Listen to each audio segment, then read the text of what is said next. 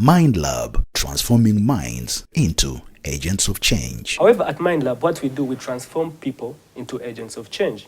And how do we do that? We transform minds. MindLAB. It's very true, and I'm already excited. MindLAB. At MindLAB, one, we transform leaders.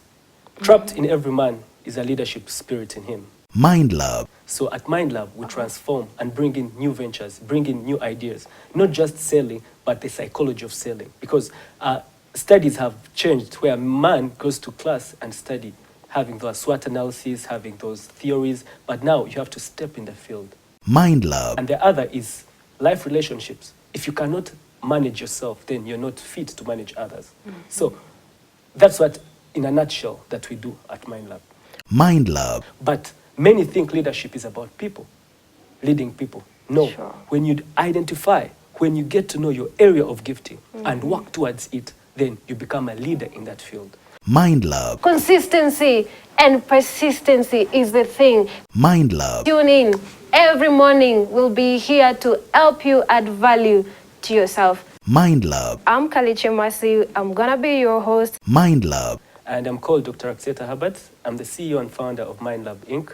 MindLAB, transforming minds into agents of change. Welcome to MindLAB show, where we transform minds into agents of change. And I'm your host, Masi Kaliche, where today we'll be having a very catchy discussion about business. And what about business? The productivity part of it, which everyone wants to see the produce after a very long day. What do we get? And guess what? We have our very own CEO and founder of MindLAB Inc. So welcome so much, sir. Thank you, Mercy. I'm honored to be here once again to discuss on this brilliant topic that our viewers will find so interesting.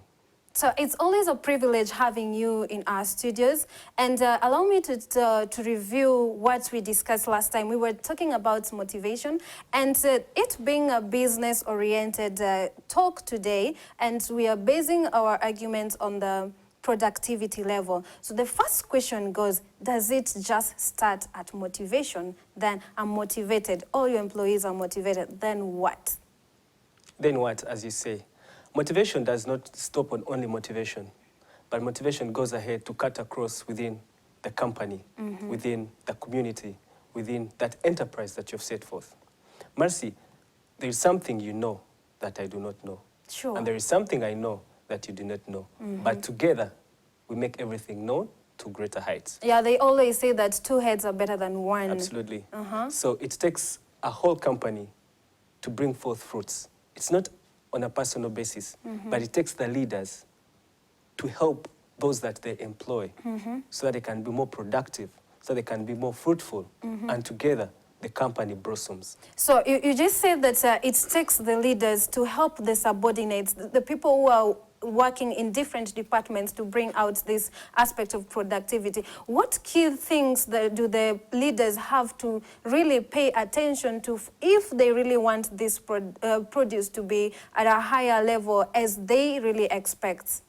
So leaders, a good leader is the one who looks down to his employees. A good leader is the one who has empathy. A good leader is the one who is part of the employees' day-to-day activities. Often in time, we find that our employees are just at the top. There are big walls that are separating us. They are unreachable. They're unreachable. So there are big walls that separate us from them. So it becomes a big obstacle for us to be productive because we look at them as leaders. Yet leaders are not supposed to just lead. A good leader is the one who directs. A good leader is the one who motivates. A good leader is the one who has trust in the employees. So with these character traits, when you refine them together, that means your employees will be more at work, will be more interested in whatever they do, and productivity will be at its peak. So you're trying to tell me that a leader, it does not just mean that you sit in that big chair, like literally I'll sit on that big chair, but just doesn't just mean that I am so distant from my subordinates. I should know exactly what these people are going into. What are their dailies? How do they maneuver their dailies in their office or in their fields? So are there extents that the leaders cannot go? Yeah, the extent is there. There is a common proverb in our African culture that says, if you want to walk fast, walk alone. But if you want to walk far, walk with others. Oh, that proverb. So that means it doesn't take only the leader. It takes the whole company and the people that it employs. So for leaders, have to now create that trust in their employees so they can, together, they're able to move. Remember in our last discussion, we talked about the trust. We talked about how employees need to trust their employers and the employers need to trust the employees. It's a two-way traffic. It's a two-way traffic. So either way, when we have the trust, at the center, that means everything we are doing is based on trust. And that trust helps us to work together, coordinate together, and then go up for a common goal and a common interest for both of us. So that is well said. So this gives me the aspect of, I hope that I'm really getting you right so that you're going to expound for us much further. I'm getting the aspect of partnership, that a leader is not just supposed to be up there, but they should be relating. There should be some kind of relation between the leader and the person they are leading. So would you please expound to us that? Yeah, so partnership, it takes me back to the Bible saying where we clearly find that we have a partnership in Jesus, but he is the driver. So same applies into business. We need to have the driver. However much we are partners, we need somebody who drives us. So you cannot partner up with somebody unless you're heading in the same direction. So once you're heading into the same direction, that means it's easier for you to partner up, and it's easier for you to set forth and move forward in that endeavors that you want. When you look at the story, I don't know if you read about the Spartans. Yes, it's a very interesting group of people that you need to have a research on. Sure. The Spartans, by then, it was an ancient Greek warrior-like culture. Yes. And their culture was based on loyalty, obedience, and discipline. And hard work. And hard work. Yes. So when you talk about hard work, you know we are hired because of our skills. Yes. But we are fired because of our behaviors. And where does behavior coming from? It comes on how you perceive yourself, your character traits, your attitude. So attitude, character traits, obedience, and trust. When you do not have those, then your partner will be able to fire you. Because not your skills that will keep you there. They will take you there, but your character, obedience, trust will They still need to have that control over you. They still need to contain you in this space. Yes. So if you just go overboard, then fired you are. Fired you are. So now, when you talk about the partnership bit of it, it goes with trust. You can't partner up with somebody you don't trust. Look at the Spartans themselves. They had this asip. The asip was the shield that they used. Yes. The shield was made of hard backcloth, then hard metals. Then it was encaved in a way that it wasn't only supposed to secure you as a person. It was actually symbolic. It was symbolic. So you had to secure even the person besides you. you. So whenever the young Spartans went to war, their parents or their wives or their leaders always told them, you either come back on the shield or with it, or come back with the shield. So it was not just a shield. It was a shield of obedience, a shield of trust, a shield of loyalty. The same applies in our business. You know, we have two types of people. Those that do not want and those that want. Into it. Yes. So do not wanting goes with the ability. It goes with the attitude. But those that don't like or those that cannot goes with the skills. So remember the Spartans, if we're related to the Spartans, they were picked at an tender age of 7 years. That's pretty young. Yes, so they joined the army at a tender age of 7 years. Then later, at 21 years, that's when they were officially recruited to go at battle. Yes. So there's something fishy about them, that there's some character that we need to learn, to take a leaf from. Between the age of 7 and 21, even when they go to 21, the Spartans used to associate together. They always felt people who associate, people who coordinate out of war, will They'll still always coordinate. be together, They'll even always during be together wartime. during wartime. Yeah, so that's pretty awesome. Then this gives me the aspect of this is a family. Yes. Like I belong to this, and no one would want anything bad to happen to their family. Like this is your number one shield, your number one shelter. So that's how employees should be taking their working spaces, and that's exactly the whole security and the aspect of shelter should be felt from the leaders from above. Yeah, right. Make me feel secure Sure. in my working environment, and I'm going to produce like even to beyond your expectations. Very true, Mercy. And when you talk about belonging, the human desire, the key human desire that we have is a right of belonging.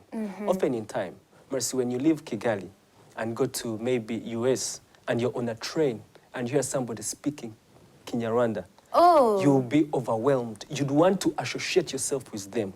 Yet when you're here, maybe if even this person is from Nyamirambo, yet when you're here, you never even want to associate with somebody from Nyamirambo. It doesn't click. It doesn't click. But because you're in a foreign country and you are somebody who comes from your country, you speak the same language, you always want to associate yourself It gives you with them. some strength. It gives you within strength you. and sense of belonging, because that's what we Yes. desire. So our leaders too have to give us a sense of belonging in our workplaces. So when you have that sense of belonging, that means you work, you have the zeal, you have the attitude, you have the mentality, you have the, you're working beyond measure because you belong to It's that your confined thing. society. It's your thing. We are together in this. So this aspect of the Spartans, that they really take their children when as tender as 7. 7 years. And then from 7, you're going through all the drills, all the training, up to 21, where you're full-grown man, and now you have the right to go out in the world. This gives me an aspect of consistent training. So do we really need our leaders to have these sessions that people in their working spaces are really are exposed into training, exposed into relevant seminars? What really should the employer do? Now, when you look at our workplaces today, when you look at these companies, you find that they dwell into other trainings, but they forget the key skills that a person has, should have in the company, is people skills and communication skills. And when you look around, you find most companies never train their employees in people skills and communication skills. Where you have really awful channels of communication, there's always somewhere communication breakdown, which brings the whole place into upside down. Sure. And for you to have the two, it comes with the trust we talked about, the obedience that we talked about, then the self-belonging. Because we normally presume that we are working for somebody, but we forget that when you make your employee feel that you're working with them, that means they own the company. Yes. So whatever you do, it should be a sole proprietorship business. However much you're being employed, you take that business as your own. What would I do? Is the question that should be running in your head, not what would he do? Because when you start thinking of what would he do, you're thinking about your boss. Actually, you're thinking about even your superiors. the question of what do I want comes in. Yes. Because if it's me, then what do I want? What do you want? This what do I want, it's a representative of the entire institution, the entire company. At large. And Jim Rohn puts it right. He said, do not look at your job and ask what you're earning, but look at it and ask yourself, what am I becoming of? So what are you becoming of? Exactly. That takes your personal initiative. When you start owning the business, assuming that the business is yours. That's why we see people working overtime. You see people going overboard, not because they want, not because they're being forced, but because they have the initiative. They feel like the business belongs to them. Yeah, I should be here. I should be here, I should do this. So they go an extra mile to perform that business because they feel it is a collective responsibility. They have that trust for their leaders. They have that trust together for the community. Yes. Remember, the Spartans used to go out and socialize always, so that they can create that environment of trust, obedience, You should and have loyalty. some bond with someone. Yes. You should know, if I step on your toes, how do you react and how am I supposed to react? Because I think this is something that has really been lacking in the working spaces. You find that if I'm submitting my work to, for example, Herbert, then I'm doing a shoddy work. But if I'm submitting to somebody else, then I'm like, yay, I want to prove myself to this person. So this means that I'm not into the whole thing. There's something that I'm looking, maybe to make this person look bad, to make this one look good. But I feel that you're insisting into the people relation, that people should be in togetherness, unity. That should be the key aspect that we should be looking out if really we want these productivity levels to go higher and overboard what we want. So we should really, really invest on the people skills. Yeah, and the people skills come from our bosses. You know, we do what we see. We are just like kids. We do what we see other people doing. So imagine most bosses or most leaders meet their subordinates, for lack of a better word, or meet their employees only on occasions on the end of year parties. Or when really situation, when Yes, you're about to fire there is me. a big situation or a big need that I need. That's when I'll come to Mercy's office. I come to office, I see where you sit because there's something that I have. Yet, a leader is one who goes, meets, and talks to everybody. Should be at ever any present. time. Ever present. Open the doors. Let there be no wall in between. As long as I feel I'm comfortable to access you all the time. So it then gives me the comfort. Comfort and gives me that trust. Then you yourself, when you move down and get to my office and talk to me and request that you really want, it gives me the zeal and the desire. Because you've taken your time to come and see me. That means you've appreciated. You've taken, you know, the only thing we are missing today is the energy. We feel, it's like, Mercy, if you put up a fundraising and I give you 10 million. Yes. And another person comes and gives you... Please, let's have that fundraising. And another person comes and gives you 5 million, but he's present. Whom will you value most? The one who is always present. Always present and who has come. Yes. So it is the energy that brings you in, the energy that you are present. And how do you find the presence? You get down. You don't just have to call me and tell me, Herbert, do this, submit this. But if you get down and come to my office and talk to me and even show me how to do it, then I feel you've given me my worth. You know, I'm somebody of value to your company. Not just an employee, but somebody whom together we hold and take up and have the benefits that we all need and desire. So this really reminds me of a scenario that your boss really has targets from maybe the orders that they have, and they just come and impose things to you. They don't explain to you that we really have to beat these targets, and this is the strategy on getting there. Should we really meddle on the strategy part of it? Is it really necessary for us? Or it's just okay, you just like, you know what, we have 24 hours, we have to deliver this. Now, when you have a strategy, who provides the strategy in the first place? We have to recycle back and see where does the strategy come from. It comes from the bosses themselves. Bosses. So what is that strategy all about? At times they give you a strategy where they've not even equipped you. Oh, you know? Yes. So they expect you to perform, to bring forth results. Miraculously, you're supposed to. Yes, yet they have not given you the skills. So they blame you. Remember, you're hired by your skills, but your behavior and character keeps you there. Now, if you give me that, of which I don't have a skill, that means it will take me more time. Yes. That's when you find people trying to Google. That's when you find people trying to... I need to add knowledge to myself. Yes, and to accomplish this task that he has given to me. Even when you try hard and accomplish it, it's not perfect than how he expected it. Then he calls you up and, you know, you start exchanging words back and forth. This time it's a boom. It's a complaint that is being laid forth. But we forget as leaders that we do not give you the tools, the right tools to finish the task. And yet you have tried your best. You have invested your time, energy, and resources. Other than appreciating and showing you how better you can do it, we start throwing words back and forth. Now the employee feels they are not taken seriously. They feel dewhelmed. Their efforts are not welcome. That is why you see today we have a lot of stress arising, a lot of cancer, and because cancer is caused by stress. Yes, so because you take your stress from your work and align it back to your family. Oh. You know? So it is a chain. It's a back and forth. It's a back and forth. So our leaders have to determine, once they determine the happiness of their employees, that means they're literally determining the happiness of the families behind. Ah, that's great. You know, this reminds me, like, I get from work, I'm so loaded, I get home, I'm like, I just want to get in bed. So whoever that I meet in the way, they'll really face it rough. Sure. Which is, it's not something so good, because probably they also had a bad day and stuff. So this takes me back to the part of leaders. They have to invest in their subordinates. They have to really give the people who are working with them, not for them, with them, the tools to execute whatever that they want.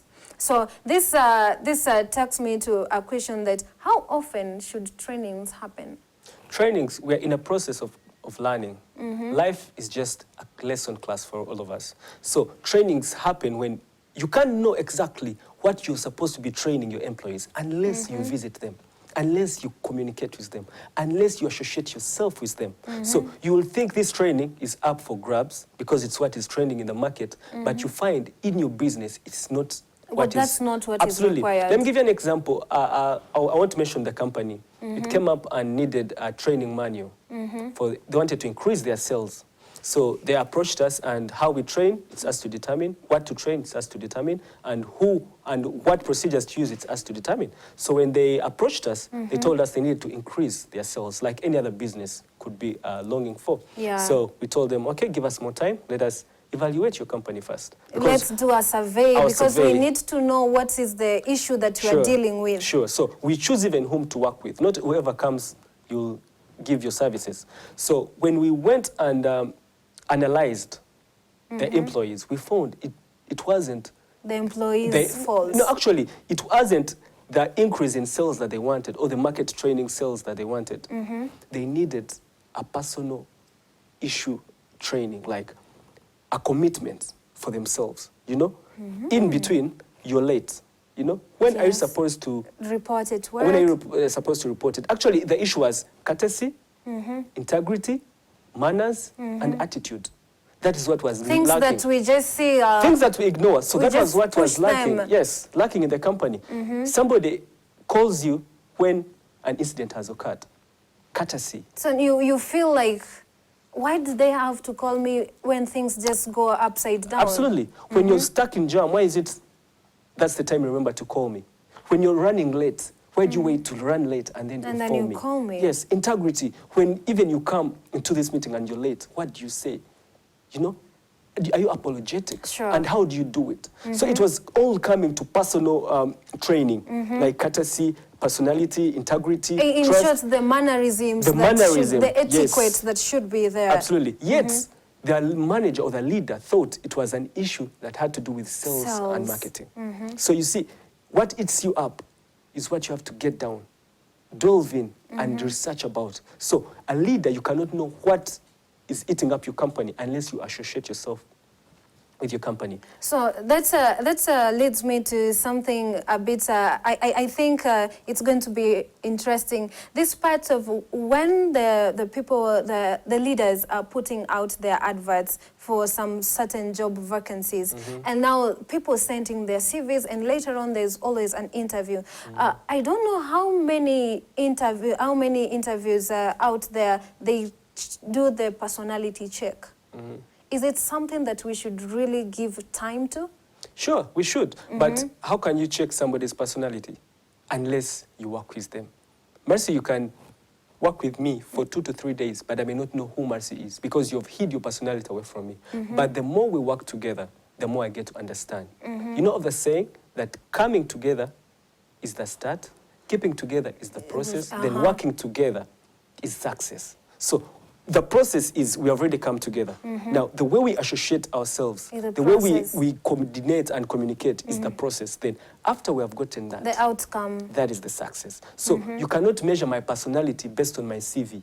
Yeah, based true. on the oral interviews. You cannot. I can give you whatever I want because I can go on internet and look for the best personalities, character traits. How am I supposed to respond if this person asks me this and I'll be there, the perfect person for that particular thing? So I think the key thing here is we should work together. Yes. That aspect, it's just the foundation of everything, that people should be working together. The second thing is that people should be equipped at whatever cost, at whatever time. Whenever there's a need, people should be invested in. They should be given everything that they need to execute whatever that is there. Now, coming to the aspect that now we have done all this, the profits are here, then what? Who should really get the credit of the profits and everything? Now, a good leader is not the one that stands up and gets all the credit for himself. When you look at these athletes, when you look at these successful people, when they're receiving those accolades and trophies and those bracelets and those world records, they normally say, I wouldn't have done this because of I wouldn't have done this if it wasn't for. I wouldn't have done this if it were, you know, it is collective. They show you that it is not them alone, but it is it's a collective force. It's a collective force, you know. So that collective force is what you acknowledge and it's what you appreciate. You know, we all love to be appreciated. Yeah, sure. Who doesn't want if to you've be done told good that things? donkey work behind the scenes, and I get the accolade, and I stand forth and say, I wouldn't have done this if Mercy wasn't there for me. If it wasn't for my mother, if it wasn't for my coach, it wasn't for my trainee, if it wasn't for my mentor, because there are things that you normally say. So now you're equipping them as well. They feel they are part of the process. You know, actually many people win and become successful not because of themselves, because of their coaches.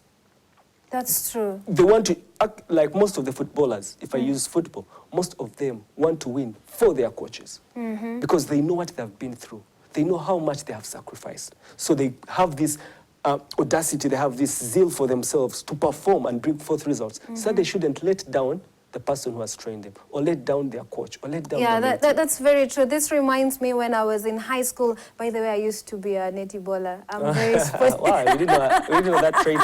So I remember those times when we were in the field and you just missed that ring. You would see how deep it would hurt your coach. Sure. And there's this incident that actually the principal just showed up in the field, and that was like, we have to do this for her. For her, because yeah. like her presence just changed everything. So I'm imagining that in a working environment, like I'm busy in my machine trying to do some proposal, and here is my boss like, hi Mercy, how are you? Good. Then that makes the whole thing different. So this brings the aspect of when the acknowledgement part of it. I think it should be done in a way that everyone feels that they're satisfied. If I contributed, even if it's just this minute, it's very, very, very prudent of someone to be acknowledged of what they do. Now, coming to the aspect of the growth in the company, like the promotions, those stuffs. So how should leaders really go about this? Because I've noticed it's an itch to most of the people, because I'll start asking, come on, I've been here for a long time, and why am I not getting any promotion? Herbert just came the other day, and look at them. They're climbing up the ladder. How should this part be approached, bearing in mind that we're looking up to the productivity level of these institutions?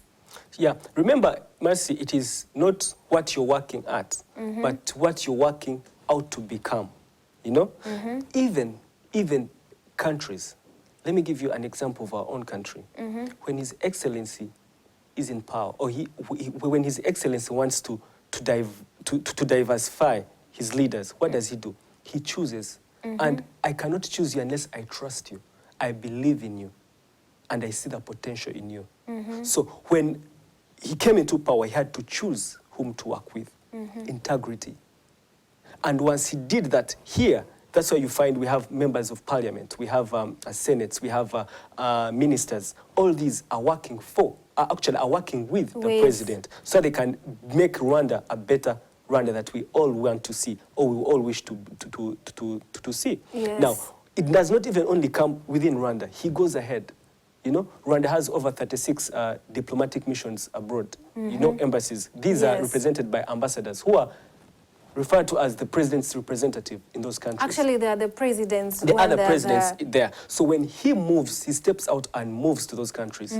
He acknowledges his ambassadors. And when those issues rise, now he's associating with the ambassadors and asking them, okay, this and this and this. Or he tells you, okay, this one will be catered for by him. He's trying to uplift. He's giving him the power. He's giving him the mandate because he trusts, he believes that he can perform together with him, they can perform those tasks, all those things that are coming up. So we too, as leaders here, we need to now take that leave from our own people. You equip them, and you can't equip somebody that you don't trust, somebody that has no discipline, somebody that has no integrity. That's so true. it comes with that we also now equip the others. The other time I looked at, I won't mention the hotel's name because, for the sake of sanity. No, it isn't sanity. They had this employee who was working in 2 hotels. I met him in the first hotel, and I met him in the second hotel, and I recognized him. I told him, now you're working 2 jobs. Why do you work here and work there? He said, I work here because I love this hotel. Asked him. Then the other hotel where you worked, he said, yeah, I work there for the money. So I asked him, what is the difference? Why do you love this and the other one you just work for the money? He says, in this hotel, how they treat us, they make us be part of the bigger picture. They trust us. They give us those trainings. The leaders are accessible. The leaders they have this integrity and self-worth and empathy. They get to us down and ask, what is up? If you come late, what is wrong? What happened? What You know, happened? so that is the environment. They feel they are The space is safe. space is safe. So you find them working better at this other hotel than the other where he just goes for money. Despite the fact that actually you might find that the part that they love, they really earn some little coins, and for the sake of survival aspects, then I have to find something different to cater for, to bridge this gap. Yeah, so Wow. it is what you're becoming of. And once you have that in mind, then coupled with the environment, then you blossom. No matter the money, you work because you really feel and have this thing within you that you're working, developing yourself, and which is key. We don't just work, we work of what we want to become of. So if the company you're working with, if the employees you're working with are making you become a better person, then you find yourself contented, you find yourself working overtime, you find yourself going over the board to perform and bring forth results. So this mentioning of this example intrigues me into. Please explain to us much better that should employers be okay with their employees being creative within their working space? Like I have a job, and should it be a problem when my employer gets to hear that actually Mercy has a part-time job? How should they take that? Should they feel like, no, we own this person, they should just stay here? Should they give their employer that freedom of expressing themselves in other fields? Now that goes with autonomy. Now, autonomy is at your workplace, yeah? If you are performing, if I'm down to my employees and I talk to them and I listen to them, I associate myself with them, then and they are performing, why would I get bothered if Mercy is working in another company? Actually, the difference comes in if it is maybe a competitive company. You know, for example, you're working with MTN and you're going to work with Airtel. Now that brings in conflict of interest, maybe confidentiality and blah, blah. All those things that the lawyers come up with can be visible. But if it's another company, as long as that other company is not conflicting and affecting your duties, affecting your responsibilities with what you're doing here. So now, if I give you a task, I should not now supervise on how you're going to do that task. What I should do is look at the results and guide you. Yes, and guide you. I'm like, Mercy, this is what you're supposed to do, and I want you to bring it up like this, and I want you to do it like this. Now, I leave it up to you. The way you're going to do it, it's all about you, but are you bringing forth results? As long as you bring the results, how you did it, doesn't matter. So, same applies. If you're having another job that is not conflicting, however you're performing here, then there's nothing. Actually, many employees feel comfortable when they share that with their employees that are open, and somebody cannot share it with you unless they trust you. Exactly. Somebody cannot share it with you unless they believe in you. Somebody cannot share it with you unless they're friendly with you. And how do they become friendly? When you open that space, when you associate. Look at parents, actually women.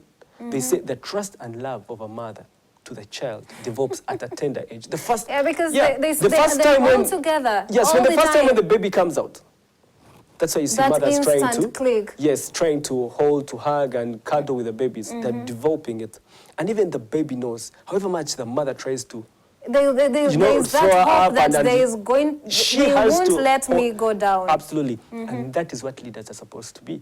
We should always feel that no matter what, they'll hold us. Actually, I think that if now my employer knows that I really got something else from a different place, then they should have this trust that I'll really give my best for me to have time to go to the other place. But most of the times that this doesn't happen, we find that they just want to keep you there. I think this is an attitude that you should strongly condemn. No? That reminds me of an article I read the other week. Richard Branson, the CEO and founder of Virgin Air, he went to his workplace. He has this receptionist whose Everybody knows him as a very committed, hardworking, focused, jolly, and entertaining person. Wow. He's the company identity. All that together. All that together. Now, he came in late and found him sleeping on a couch. So what did Richard Branson do? He just got his phone and took selfies photos and made it public. He said, this is my valuable employee. He works overtime. He goes overboard. He's jolly. He's happy. All the comments I get for this company come from him. But look at him today. He's down. He's tired. And what he did actually, after the photo went viral, this guy was still sleeping. So he got up and found, everything. Everything. His phone was buzzing, and he knew he's going to get fired. But Richard Branson never fired him. He gave him a 1 month holiday. Leave. Fully paid. He told him, go to any country you want. Take your leave, 1 month. Fully paid. Why? Appreciation. He understood that this the person power really of, needs yes, the people power.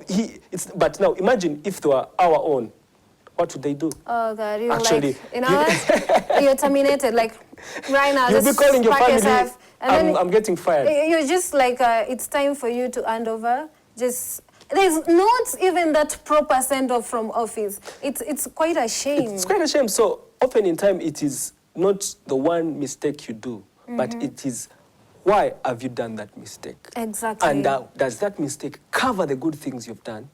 Definitely not. No, so that is how you see leaders manipulate, or leaders build other leaders. Actually, they lead, And Richard Branson had to bring it up as a very clear example, He was tired, but he didn't take the past. He didn't see what he had done at the moment. Actually went ahead to reward him. Now imagine, how did the other employees feel? Definitely they felt like that's a pinch. It's a family, it is a family, and they're like, really? I also want to experience that. Maybe probably if you're cheeky at some point, you're like, I need to sleep for me to for the same treatments to happen to me, Please don't do it here. I think I should try it out. I just go to my desk and I'm like, sleeping. I really want that sleep. Yeah, so it takes the leaders. It takes the leaders. And leaders, if you're a good leader, you don't go out looking for people. People come to you. It's like you're putting on that red hat and you stand in the middle of a crowd in a street and everybody looks at the red hat and they love it and they come to you. Yes. So actually Simon Sinek puts it right. He says your why determines who will follow you. So we have two types of people. We have the loyal people and we have the constant people. The constant people are these people that will just come and buy from you. They'll come to you, they like your company, they do relationship with you because you are there.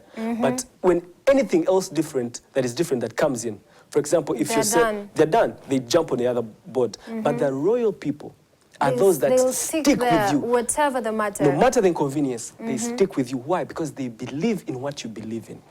And they are ready to support you in what you believe in. That's true. Same applies to the leaders.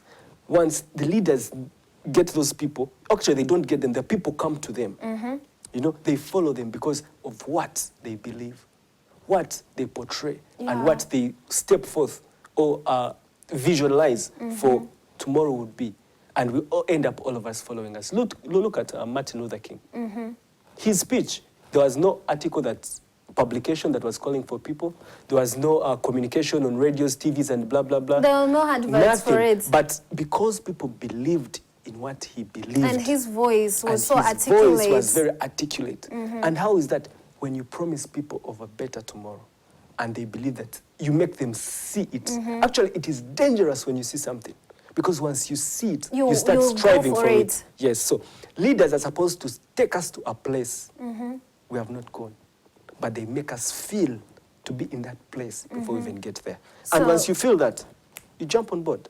Yeah, so everything just becomes a bed of roses. Yes. It's so smooth. Life is so sweet. So I think we are agreeing on some aspects. There's an aspect of appreciation. Leaders should appreciate their subordinates. There's also this aspect that you're agreeing on, that there should be that healthy bond. Yes. People should be free with each other in the office. The leaders, you're not just supposed to be a watchdog kind of a leader. Go down there, get to know what is happening. Why is Herbert late today? Why didn't they go for lunch? Like, what's happening? Sure. Because we really need this energy in the office. We need this unity among the subordinates, because it's not a one-man show. No. I need you, you need me, we need the other person, and we have to drive this thing to the end of it, because we all have targets. In a company, we have a target. If we have to produce this profits by this year, we have to pay these returns, then it's a responsibility, it's a shared responsibility to everyone. And something that is so crucial, that leaders really need to orient their subordinates, give whatever that is needed, be it trainings, be it seminars, be it leaves, just let people rest. That is okay. So I think, Herbert, it has been awesome having you in studio today. So probably you should let us know what are the key aspects that leaders should really get into achieving all this stuff, just before we end our show, because I think we have attacked leaders. Then how are they supposed to execute all this? How should they promote these environments in our working situations? Now, how you can promote this environment will start with you. When you know that you're not a one-man show, when you know you cannot do anything alone. Look at Cristiano Ronaldo. I don't think he's the best, because if you give him the ball and tell him, play alone, I don't think he will do any wonders or miracles. They share the responsibility. If you give Messi, if you give, yes, they share responsibility. That's why you see, they say, no, Cristiano Ronaldo plays well with this player, or plays well with this... plays well in this with position. This team, yes. This position, because he has somebody who serves him the ball, there's somebody who brings in the ball, there's somebody who passes, you know. So it is a togetherness bit of team. So also leaders, when they know that they can't stand alone, then they have to use. And how do you use? You have to get people that are working with you to aim at that given vision, given task that you want to do. Then put trust, obedience, honesty, and togetherness at the forefront. Then your company, your endeavors will all be smooth, because people will trust you.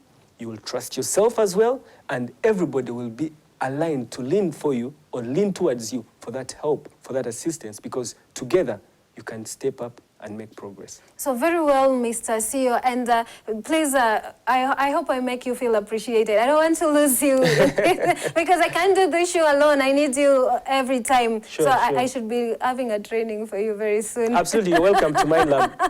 You're welcome. So, and to dear viewers, I am really blessed of this session, and I hope that you really got the aspects that we need to work as a team, especially when we have hierarchies in our working institutions. We don't have to really have walls and these things that they hinder us from achieving our productivity, because if a company makes it, then it means at an individual level I've also made it. So thank you for having tuned in, and be blessed. Remember to follow us on Facebook, on Twitter, and Instagram. You can even call me. Bye. MindLAB, transforming minds into agents of change. However, at MindLAB, what we do, we transform people into agents of change. And how do we do that? We transform minds. MindLAB. Very true, and I'm already excited. MindLAB. At MindLAB, one, we transform leaders. Trapped in every man is a leadership spirit in him. MindLAB. So at MindLAB, we transform and bring in new ventures, bring in new ideas. Not just selling, but the psychology of selling. Because studies have changed where a man goes to class and study, having those SWOT analyses, having those theories, but now you have to step in the field. MindLAB. And the other is life relationships. If you cannot manage yourself, then you're not fit to manage others. So that's what, in a nutshell, that we do at MindLAB. MindLAB. But many think leadership is about people, leading people. No, Sure. When you identify, when you get to know your area of gifting and work towards it, then you become a leader in that field. MindLAB. Consistency and persistency is the thing. MindLAB. Tune in. Every morning we'll be here to help you add value to yourself. MindLAB. I'm Kaliche Masi. I'm gonna be your host. MindLAB. And I'm called Dr. Rwakiseta Herbert. I'm the CEO and founder of MindLAB Inc. MindLAB, transforming minds into agents of change.